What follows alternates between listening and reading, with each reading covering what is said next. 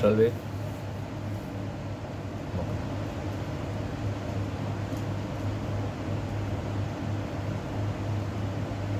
Good morning to all of you.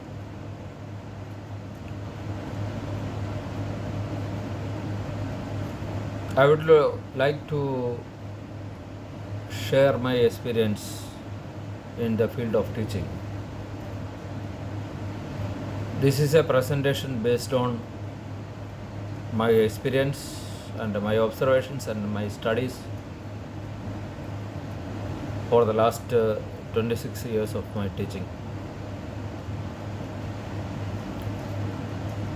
Before going into the core part of this portion,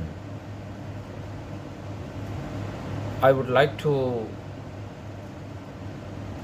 convey some message.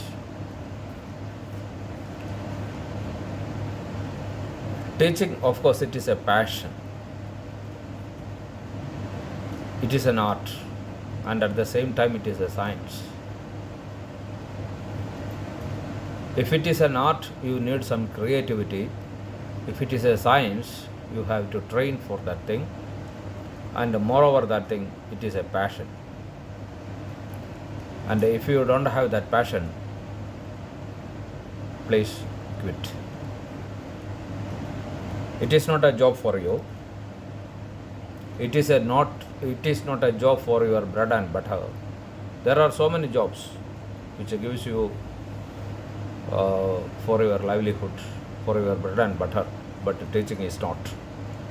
You have utmost responsibility to create a generation. So, if you have that passion, you can continue with me. Otherwise, you can quit. That is my first message.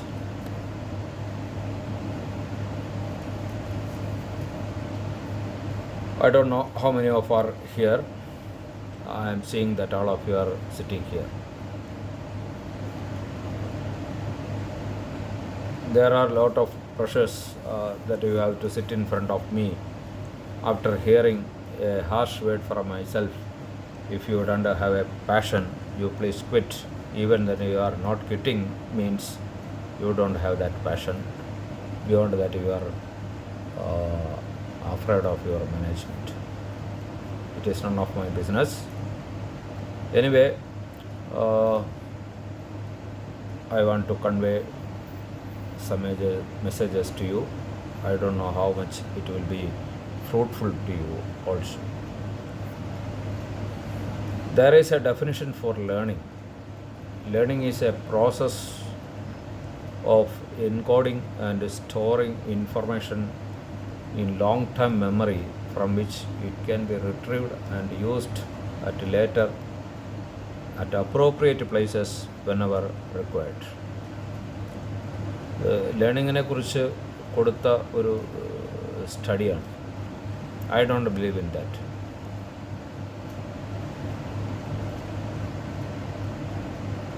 There are a lot of things in which a mastery of skills, how will you obtain it? By doing things, noticing and reflecting on results, getting feedback from others. So whenever I am discussing each and every word in this slide, my dear teachers, you have to reflect it on your life, whether it is happening or not, whether your students are doing like this or not, whether they are studying by doing the things, whether they are studying by noticing and reflecting on results, whether they are getting feedback from others, and whether they are accepting to accept the feedback from the others. There are so many quotes that we can say from the history. Sophocles said, one must learn by doing things. Aristotle, we have to learn to do. We learn by doing. You cannot teach a man anything. You can only help him to find it within himself. Galileo. No thought, no idea can be conveyed as an idea from one person to another. John Dewey. So people learn by doing and reflect. I repeat, people learn by doing and reflecting, not by watching and listening. They will not get anything by watching you and after listening you. And they are learning by doing something and reflecting it on their life. There are excellent alternatives to pure lecture based instruction. I am totally against that thing. Our main focus is on this finding. Let us see.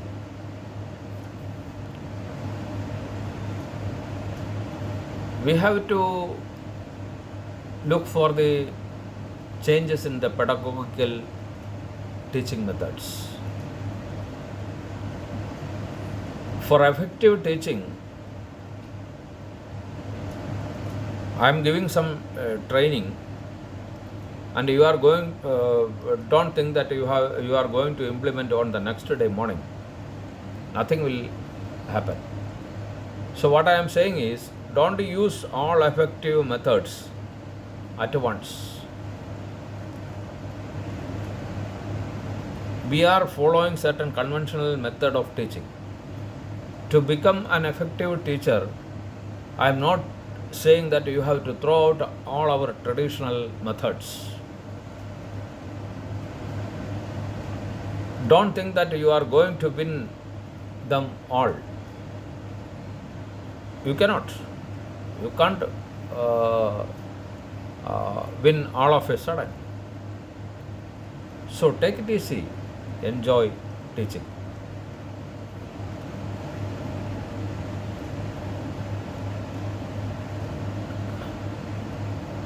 It is not a one-sided process. Teaching and learning are correlative and corresponding process.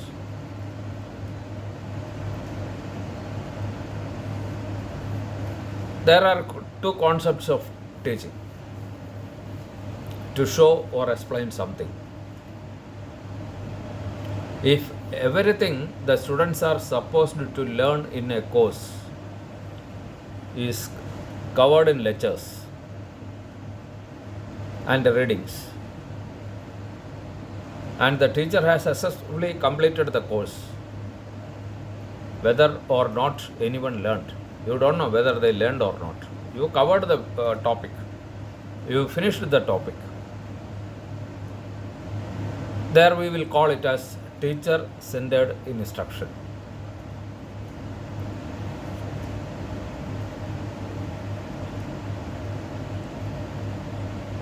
On the other side, if the students don't learn, the teacher didn't teach. That is my concept, where we can call it as a learner-centered teaching. Students don't learn.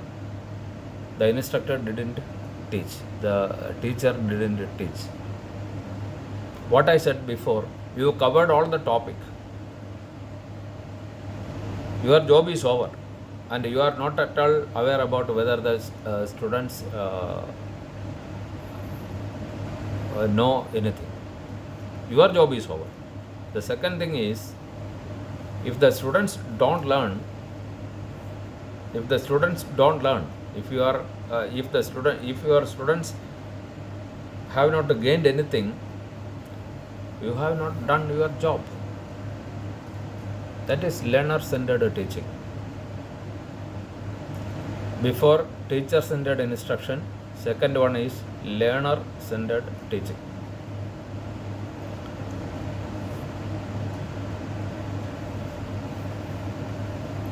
They are not passive recipients. The students are not passive recipients. They have to become responsible of their own learning. Who will make a responsible? You have to. You have some knowledge, you have some information, and you are throwing all this information to these students? Are you forcing,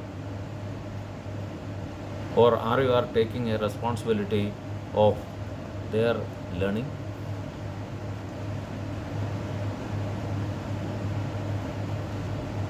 See, you are creating graduates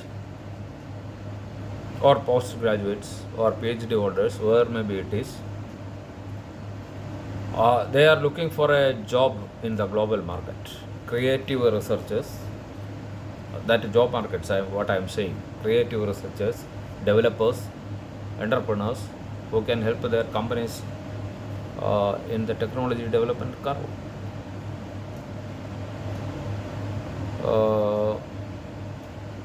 Nowadays, holistic, multidisciplinary thinkers who can recognize the responsibilities and opportunities in the global economy and formulate strategies. People with a strong communication management and teamwork skills who can maintain good relationships with the clients, with the potential clients. People with the language skills and cultural awareness need to build bridges between companies and developing nations. So, different different types of opportunities are there in the global market. My question, as a teacher, are you helping the students to develop those increasingly important attributes? Are you doing like that? What are you doing? You are going and teaching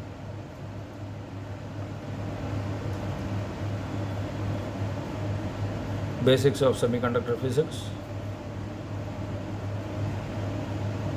From my point of view, you can teach digital signal processing, image processing. It's different aspects. Can you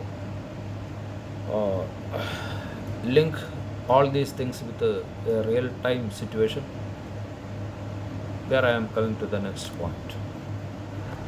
That is the next concept where I am calling it as a learning objective. I don't know, majority of us when we studied, and later on when we studied integration, I raised a question: why we are studying this integration, for what purpose, where we can apply all these things. Nobody said at that time, but later on we identified in certain area. Nowadays the generation will ask the question. So there comes the learning objective. Why are we studying? What is your objective?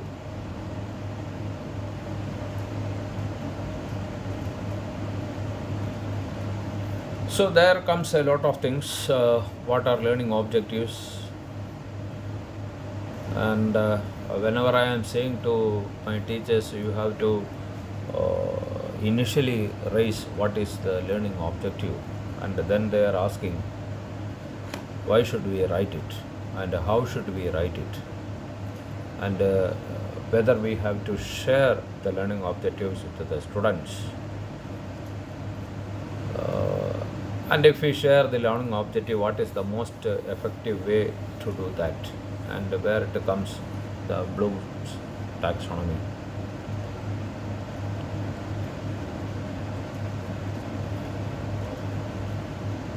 A well-written learning objective will make a constructive alignment in a course. Let us see how it works.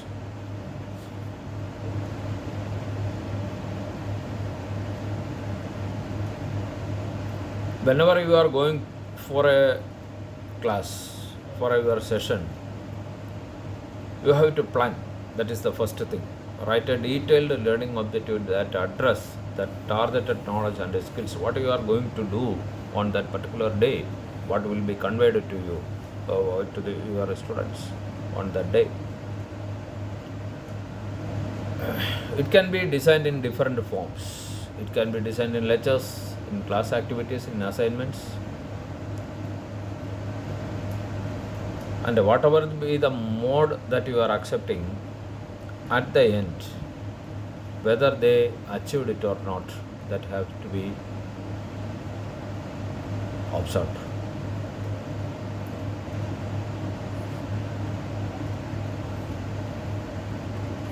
That is up to you in which way you can do it. There is no rule, there is no regulations, nothing. It has to come from your mindset. That is why I told you, teaching is a passion. A passionate teacher have a creative will have a creativity from which he will develop by himself uh, that atmosphere. So that process is iterative till it reaches a satisfactory level. What I am saying is, if I am taking class today, I may not feel that, I may feel that I can do it in a better way in the next class. So every teacher may feel like that. That is why I am saying that it is an iterative process. Always we will think for a satisfactory level. I am saying underline the word satisfactory level. It will not be a perfectionist level at any point.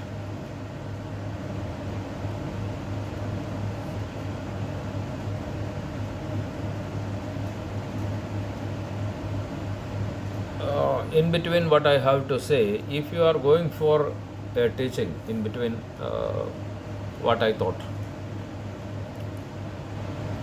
So how will you find out the learning process to be success? I will tell you one analogy. I put my car for selling. The car is sold, but nobody bought it. Just like that, I taught everything, but nobody learned. So that have to be discussed.